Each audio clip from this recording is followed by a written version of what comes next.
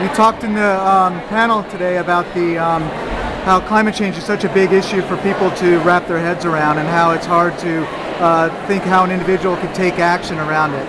But you also talked about how fossil fuel scarcity is changing that. I was wondering if you could just talk a little bit more about how it is empowering individuals like yourselves to take action.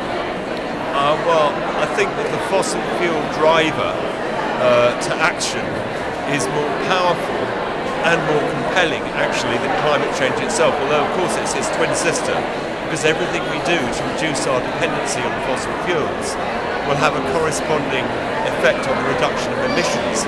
But I have found personally that the psychology of climate change is overwhelming and rather disempowering. I mean, it makes me think, what can I do as one individual when it require the combined effort of the G8 and all the biggest corporations in the world to make any difference at all? Whereas this fossil fuel depletion thing makes me think, unless I develop a personal resilience strategy for my household, my business, my farm in my case, then this will be a real threat to my own lifestyle.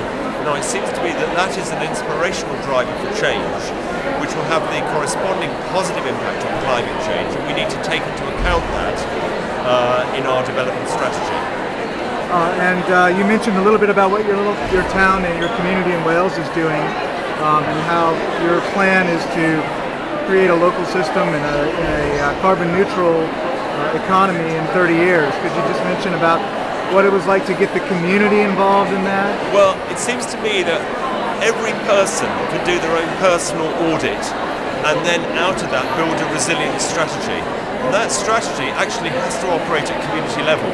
So what we found when we shared these ideas with the local community in West Wales of Lambton, which has a population of 4,000, we had the largest public meeting in the history of that town because there was so much interest. But we now have a transition plan to build resilience into the food systems, the energy systems, the housing, the transport, the health and the education. And I think everyone could do that. Everyone could do their own resilience plan and then apply it at community level. Thank you very much.